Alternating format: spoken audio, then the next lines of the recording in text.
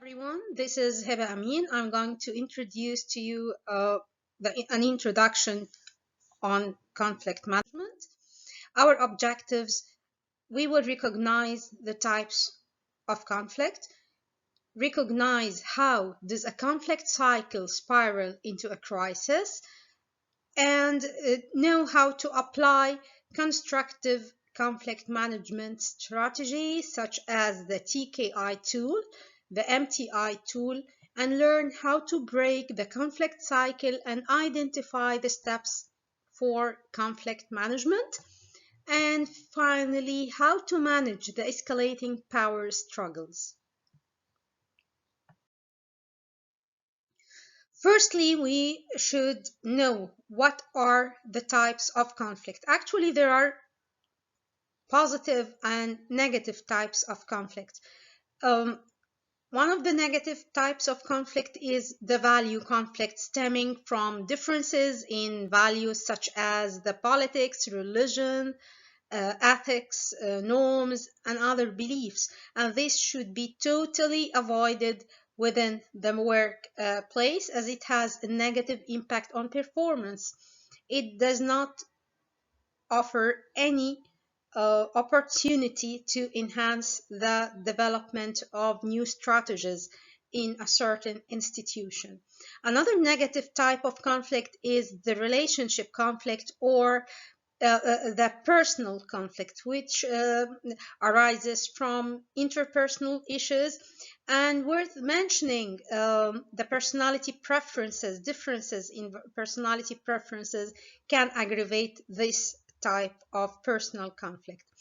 And again, it should be avoided, and this can be overcome by capacity building within the institution and enhancing the communication skills and teaching the MTI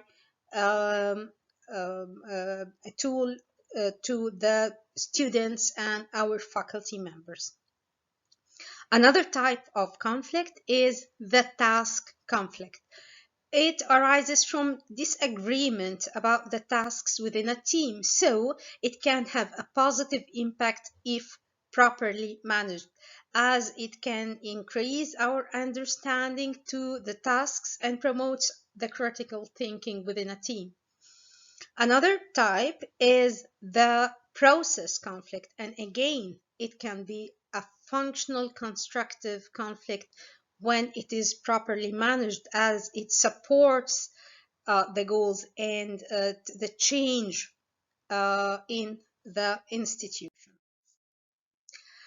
Now we should know what is the conflict spirals and how a conflict can be aggravated and reaches the crisis. Actually, conflict spirals are the interactions in which cumulative behaviors by one or more of the team members, coupled with the improper interpretations of these behaviors, can result in escalating destructive behavior and can end in a crisis. The process can start by an event that has a negative impact on the feelings of the team member, and again another incident increases and causes cumulative effect of negative feelings that is aggravated by negative behavior from this team member and causes the incident to expand and then finally to uh, um, end in a crisis or what's called the tornado. Conflict escalation is a gradual transformation from a mature level of emotional interaction, such as the cooperation between the team members, that gradually transforms into an immature level of emotional interaction. It can start with cooperation, then turns into competition, then to assume deliberate action, get defensive, look for support, and then rely on assumptions. And here we are gradually transforming into immature level of emotional interaction, so that we rely on assumptions that affects our observations and then our um, interactions. Then the team member personalizes and stereotype other team members, ending in what is called the tornado. Uh, this can require an outside help to resolve. This conflict escalation tornado demonstrates how conflict can quickly escalate out of control. And always remember these words: hurt people hurt people.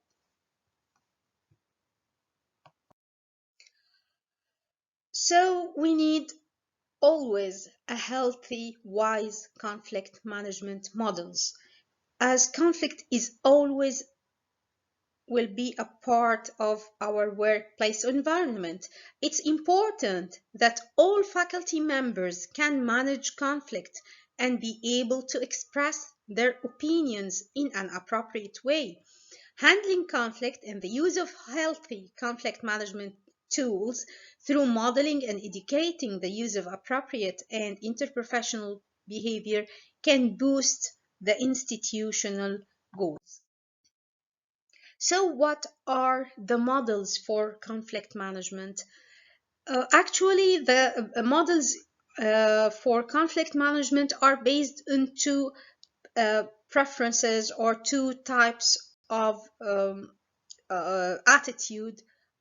Uh, the first is the assertive attitude or self concern. It's what I am concerned with myself.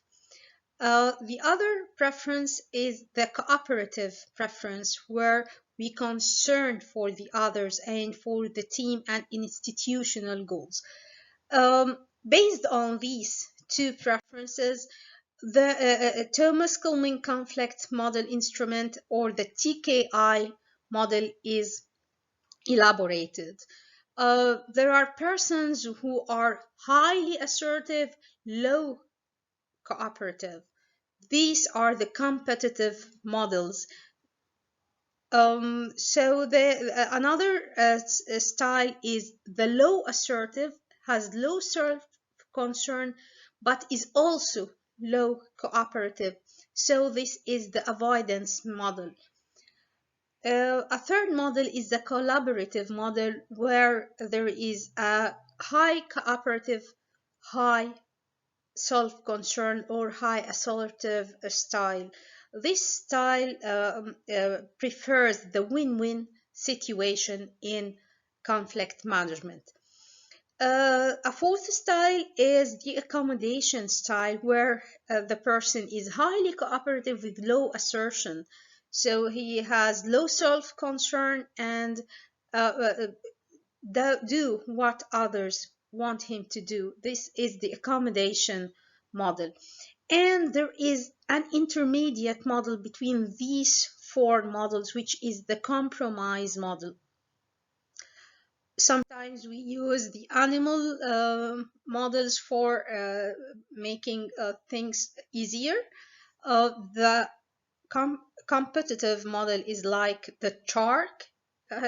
He is concerned for himself and not for the others. The owl, the wise owl, always prefers the win-win situation. The tortoise avoids the conflict, and the teddy bird is highly cooperative with low self-concern. And in the intermediate zone, there is the fox, where this is the compromise model. Each one of us has his preferences and can have one or more models dominating over the others, but also the situation or the context of the conflict can affect our model. So I can be an owl, or I like to have a win-win situation when this conflict is important for me. and I can tend to avoid the conflict if I have no concern for this type of conflict, such as what we said before, that we should avoid the value and the personal conflict. So each one of us can have more than one model. We have a preferred model or two, but also we can rely on other models according to the context. We need to do the TKI tool or test, take it to uh, identify our preferred type of or model or style of conflict management. Another tool that is important in understanding the conflict and to identify the roots of the conflict arising in workplace is the MBTI tool, which is a personality assessment that reports preferences on 4 different domains. The 4 different domains are introversion versus extraversion, sensing versus intuition, thinking versus feeling, and judging versus perceiving. These 4 dimensions are about where do we get our energy from. It's different from the extrovert to the introvert. The extrovert has the energy from the others, where the introvert has his own inner motivation. What kind of information? How can I get my information? It's sensing versus intuition. And how do I make the decision? Thinking versus feeling. And how do we deal with the world? Are we judging or perceiving? Actually, these 4 preferences affect our attitude and decision making. The extroversion versus introversion, judging versus perceiving, affect our attitude towards the conflict. Whereas the sensing, intuition, thinking versus feeling affects our decision making and during the conflict management. So it's important for us in the healthcare professionals and as the leaderships to identify these 2 tools, the TKI tool and the MTI tool. Um, but we need to ask ourselves 3 questions before getting involved in a certain conflict. Firstly, does it mean to me? The second question, what is the type of conflict? Is it a value conflict? Is it a personal conflict? Is it a task conflict? Is it a process conflict? And then, do I have time and energy for this type of conflict? And so this again returns us to what we have previously said, that every person of us can have more than one model according to the context, and that some types of conflict should be avoided, such as the personal and value conflicts in the workplace. Uh, this makes us flexible when dealing with conflicts, and makes us deal with the conflicts in a positive manner. We can be involved in conflicts that will enhance and boost the performance within our institutions, and avoid the types of conflict that are destructive for oneself and for the others. Again, we should ask ourselves before getting involved in a conflict. Does it mean me? What's the type of conflict? And lastly, do I have the time and energy for this involvement? Is it worthy? And then we come to another step, how to break the conflict cycle before it reaches the tornado. Um, on breaking the conflict cycle, each one should speak to himself and then with the others. Firstly, when I speak to myself, I should identify the source of the conflict.